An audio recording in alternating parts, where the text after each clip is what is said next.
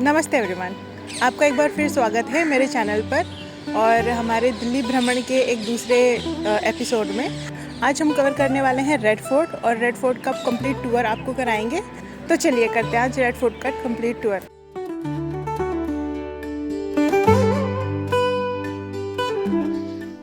Red fort पहुंचने के लिए आपके पास कई ऑप्शंस हैं डिपेंडिंग ऑन योर लोकेशन और आपकी प्रेफरेंस।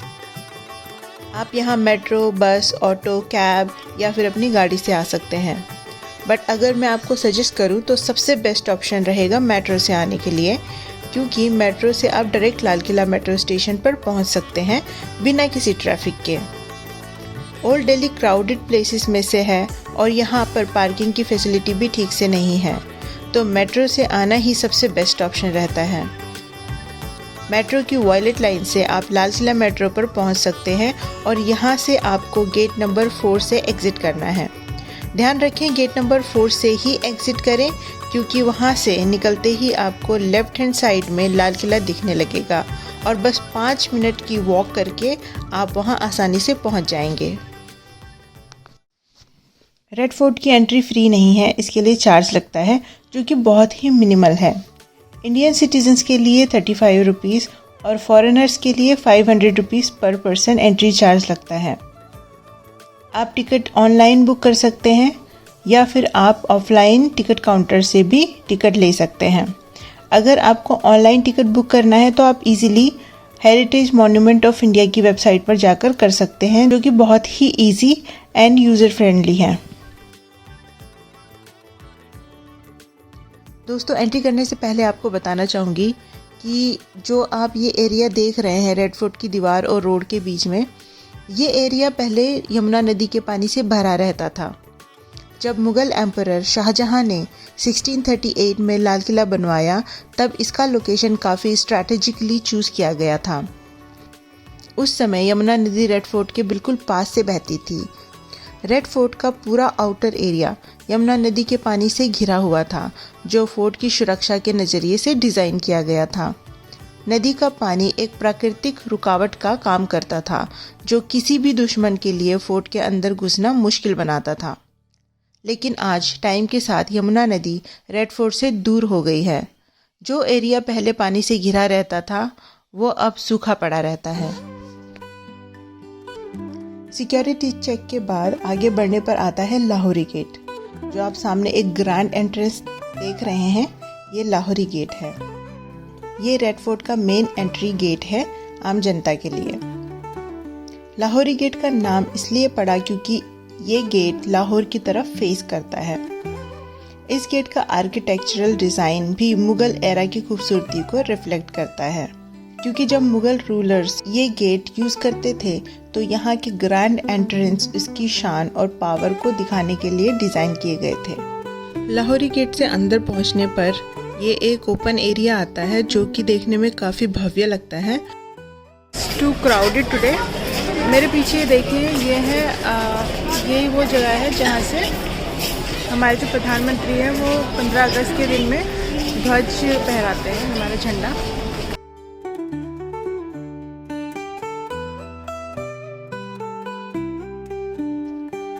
ये ओपन एरिया के बाद में जो प्लेस आता है वो है छत्ता बाज़ार।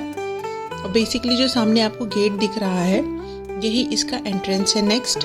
और इस गेट से जैसे ही आप आगे बढ़ते हैं तो छत्ता बाज़ार स्टार्ट हो जाता है।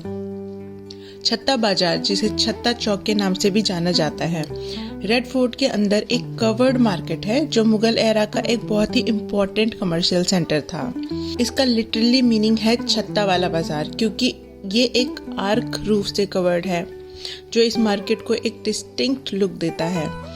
आप बोल सकते हैं कि ये उस टाइम पर फर्स्ट मॉल था, क्योंकि उस टाइम पर जो बाज़ार बनते थे वो कवर्ड नहीं हुआ करते थे, ओपन एरिया में बनते थे। ये एक फर्स्ट मार्केट है जिसका रूफ बनाया गया था, तो उस टाइम पर आप इसको मॉल बोल सकते हैं।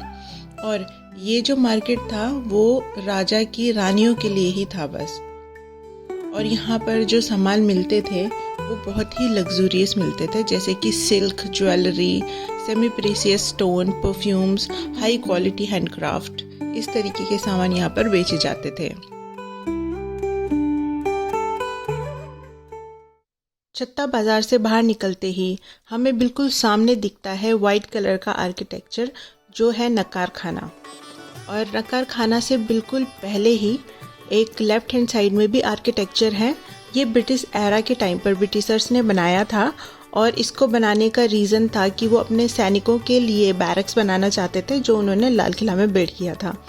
तो अब ये बैरक्स जो हैं वो म्यूज़ियम में कन्वर्ट हो चुका है और रेड फोर्ट पर ऐसे 5 म्यूज़ियम्स हैं, जिसमें से एक है नेताजी सुभाष चंद्र बोस म्यूज़ियम, स्वतंत्रता संग्राम संग्रहालय, यादें जालियाँ, museum of 1857, the first war of independence, archaeological museum. जो नक्कार खाना के पास में है वो है स्वतंत्रता संग्राम संग्रहालय, इसको म्यूज़ियम ऑफ इंडिपेंडेंस भी बोलते हैं। और 100 छत्ता बाज़ार से आगे निकलकर है नौबत खाना और यहाँ पर नौबत मतलब होता है बाजे, बाजे टाइप का जो होता है। नौबत खाना, जिसे नक्कार खाना भी बोलते थे या फिर ड्रम हाउस भी कहा जाता है, रेड फोर्ट के अंदर एक आइकॉनिक स्ट्रक्चर है जो मुग़ल एरा के सेरेमोनियल कल्चर का एक इम्पॉर्टेंट हिस्सा था। ये छत्ता बाज़ार के आगे और कोर्ट के सेंट्रल कोर्टयार्ड के एंट्री पॉइंट पर लोकेटेड है। नौबत खाना का यूज़ मुग़ल एम्परर के अराइवल और डिपार्चर के वक्त सेरेमोनियल म्यूज़िक बजाने के लिए होता था। यानी कि जब राजा आते थे तो एक अनाउंसमेंट की जाती थी कि अब राजा आ रहे हैं, और ऐसे ही कोई और भी लोग आते थे तो उनका भी अनाउंसमेंट यहीं से होता था। तो बेसिकली आप बोल सकते हैं कि ये एक डोरबेल का काम करता था। हमारे यहाँ पे जैसे आजकल के टाइम पे डोरबेल्स होते थे, उस टाइम पे नौबत खाना हुआ करता था जहाँ से कि म्यूज़िक बजाकर इन्फॉर्मेशन पास ऑन की जाती थी। यहाँ पर रॉयल ड्रमर्स और म्यूजिशियन परफॉर्म करते थे और यहाँ पर जब कोई पार्टी या फिर कोई इम्पोर्टेंट सेरेमनी भी होती थी महल के अंदर में, तो यहाँ से ही म्यूज़िक बजाकर उसको परफॉर्म किया जाता था। तो यहीं से ही म्यूज़िक भी बजाया जाता था और इस जगह से इम्पोर्टेंट अनाउंसमेंट्स भी किए जाते थे। नौबत खाना मुग़ल आर्किटेक्चर का एक खूबसूरत एग्जाम्पल है जो रेड सैंडस्टोन और वाइट मार्बल से बना है। इसके ऊपर के फ्लोर पर जाली का काम और इंट्रिकेट डिज़ाइंस देखने को मिलती हैं जो उस समय का आर्टिस्टिक स्टैंड पॉइंट को दिखाती है। नौबत खाना से आगे चलकर आपको दीवाने आम है जो आएगा। ये मेरे पीछे दीवाने आम है। दीवाने आम बेसिकली वो जगह थी जहाँ पर राजा अपने प्रजा की समस्याएं सुनते थे और उनके साथ मीटिंग करते थे। दीवाने आम, जिसका मतलब है hall of public audience, red fort का एक आइकॉनिक और हिस्टोरिकल सिग्निफिकेंट सेक्शन है। ये हॉल उनके गवर्नेंस और जस्टिस सिस्टम का एक सेंट्रल पार्ट था। दीवाने आम का यूज एम्परर के डेली पब्लिक दरबार के लिए होता था। मुगल एम्परर यहाँ थ्रोन पर बैठते थे और आम लोगों के इश्यूज, डिस्प्यूट्स और पिटीशन का समाधान करते थे। स्पेशल ओकेशंस पर यहाँ परेड्स और रॉयल अनाउंसमेंट्स भी होती थी।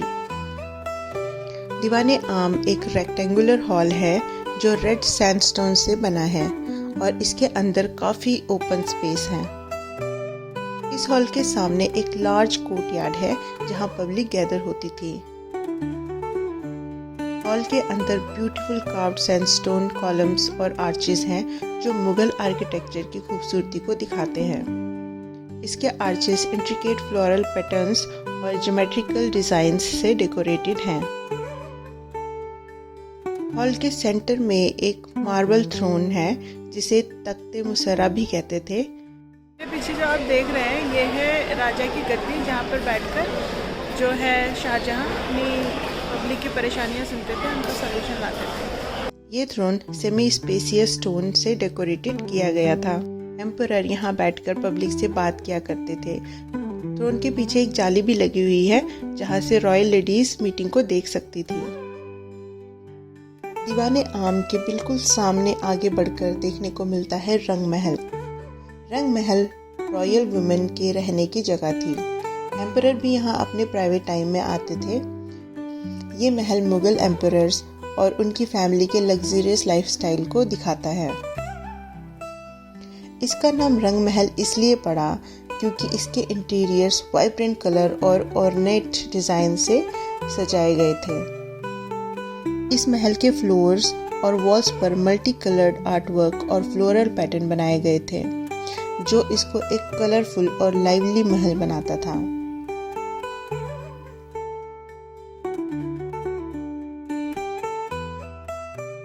ये जो सामने आप स्पेस देख रहे हैं, ये वाटर चैनल हुआ करता था। यहाँ से यमुना का पानी बहा करता था और ऐसे चैनल्स महल के अंदर भी हैं और यहाँ के गार्डन्स में भी हैं।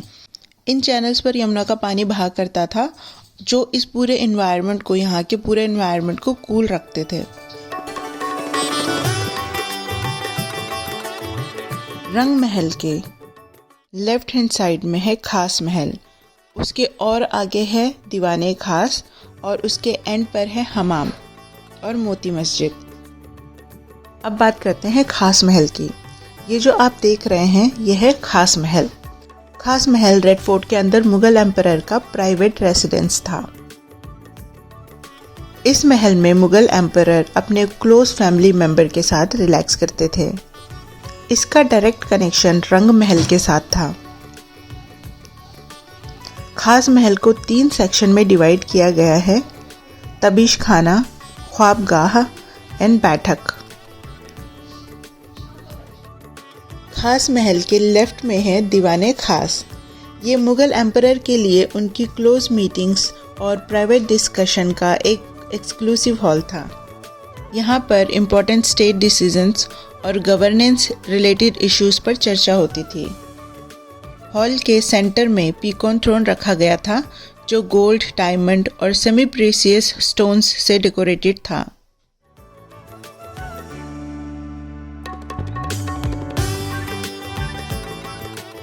दीवाने खास के एक आर्च पर पर्शियन में एक फेमस इंस्क्रिप्शन है, जिसका मतलब है अगर धरती पर कहीं स्वर्ग है तो यही है। ये लाइंस इस हॉल की खूबसूरती और शान को सिग्निफाई करती हैं। दीवाने खास के और लेफ्ट में है हमाम, जिसका मतलब है रॉयल बाथ। हमाम मुगल एम्परर और उनकी फैमिली के लिए एक प्राइवेट और रॉयल बैथिंग फैसिलिटी थी। हमाम में अलग अलग चैम्बर्स थे जो एम्परर, क्वींस और रॉयल फैमिलीज के लिए होते थे। यहाँ पर प्राइवेसी का पूरा ध्यान रखा गया था।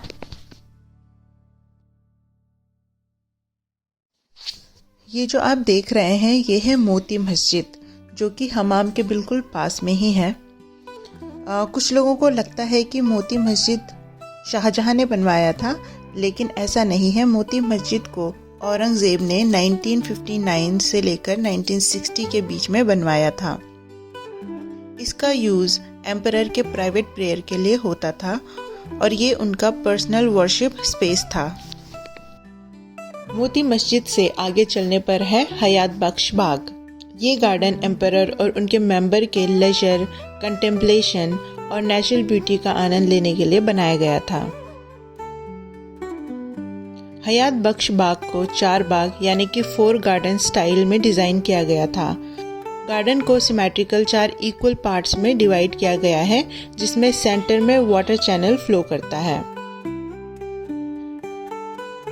ये वाटर चैनल्स फाउंटेन्स और पवेलियंस को कनेक्ट करते हैं और गार्डन को एक कूलिंग इफेक्ट देते हैं। गार्डन में 2 स्मॉल वाइट मार्बल पवेलियंस हैं, जिन्हें सावन भादो कहते हैं। ये पवेलियंस फाउंटेन के साथ अलाइंड हैं, जो मॉनसून में बारिश की बूंदों का आनंद लेने के लिए बनाया गया था। गार्डन के सेंटर में एक छोटा पवेलियन है, जिसे जफर महल कहते हैं। ये ऑर्नामेंटल स्ट्रक्चर था जो एम्परर के लेजर और रॉयल मीटिंग्स के लिए होता था। रेड फोर्ट के नॉर्थ ईस्ट कॉर्नर पर है शाह बुर्ज। शाह बुर्ज रेड फोर्ट के हाइड्रोलिक वाटर सिस्टम का स्टार्टिंग पॉइंट था। यहाँ से वाटर चैनल्स शुरू होते थे, जो हयात बख्श बाग और हमाम जैसे स्ट्रक्चर्स को वाटर सप्लाई करते थे। इतना घूमने के बाद थोड़ा रिलैक्स करने के लिए हम चले आए कैंटीन।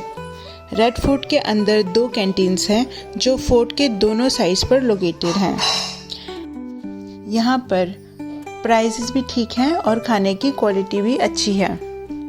यहाँ आपको ड्रिंकिंग वाटर और टॉयलेट फैसिलिटीज़ भी मिल जाती हैं जो विजिटर्स के लिए काफ़ी कन्वीनियंट है। रिफ़्रेशमेंट के बाद हम निकल आए मुमताज़ महल देखने के लिए।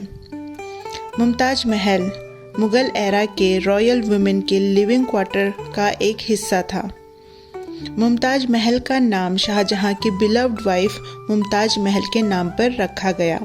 हालांकि ये महल मुमताज़ महल के लाइफ टाइम में उनका प्राइमरी रेसिडेंस नहीं था, लेकिन इसका नाम उनकी याद में दिया गया।